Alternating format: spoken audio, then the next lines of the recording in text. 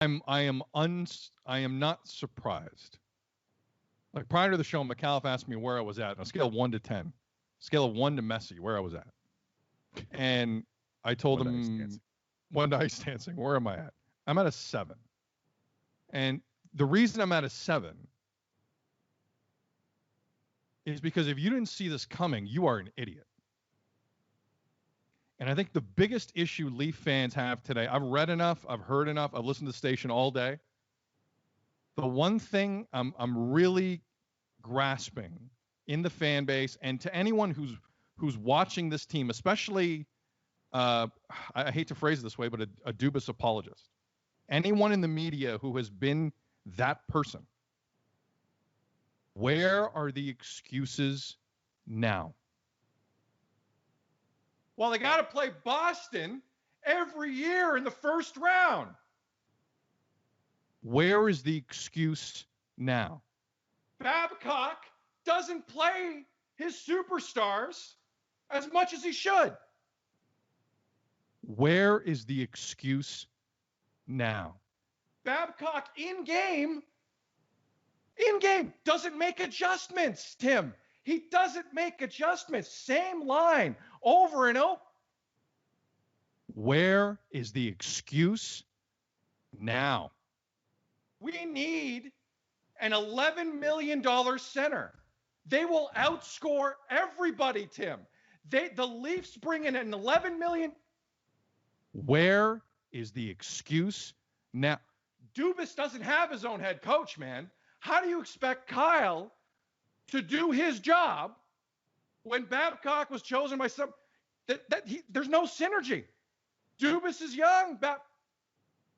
Where is the excuse now? Sheldon Keefe did not have a training camp.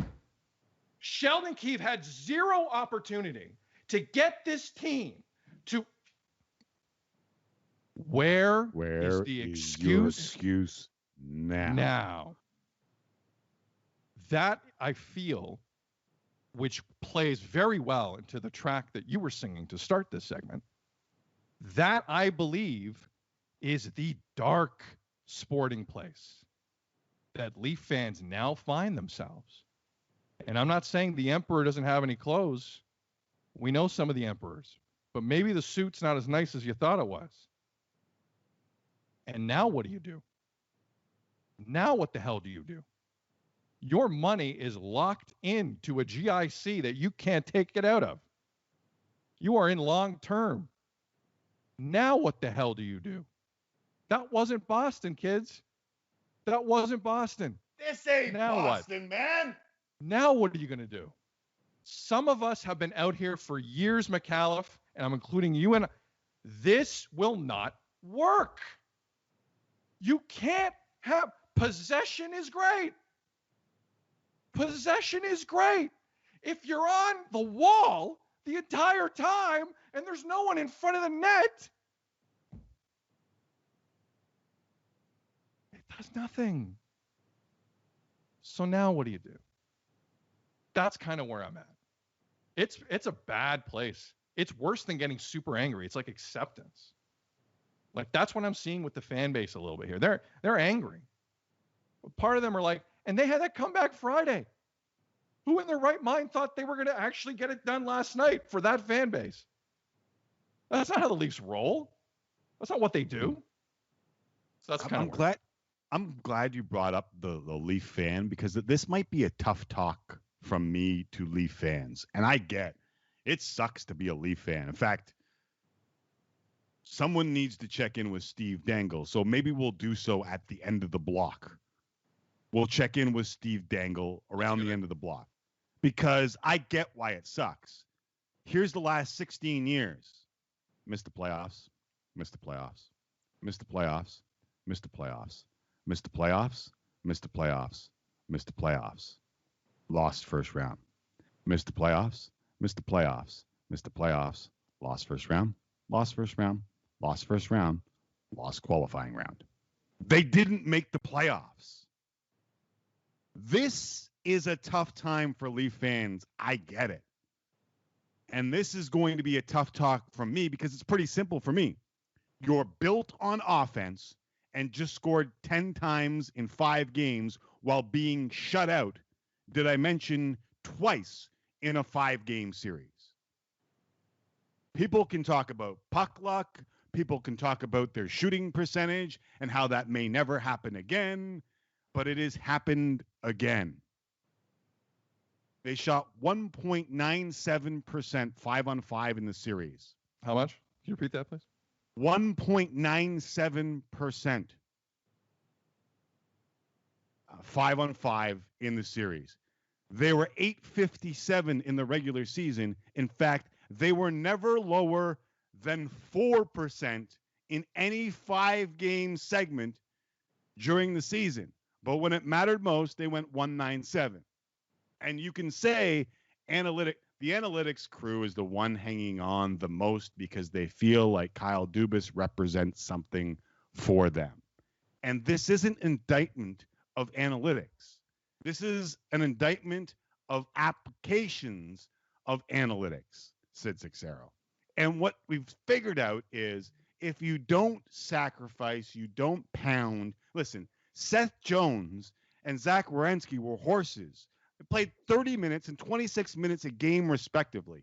If you wear them down, do you think they're as effective in the 25 to 30th minute of the game? And just so we're clear, define wearing them down to Tim McAuliffe. What do you mean by that? Beating them up, playing heavy hockey, just finishing your checks. You don't need fighters. You just need someone who will go in there and make them pay, as the Blue Jackets did to the Toronto Maple Leafs. You can blame Marty Marinson all you want. It's weak. It's shallow. It's low. It's like the Rangers of '94 saying we didn't get it done because Jay Wells wasn't good enough.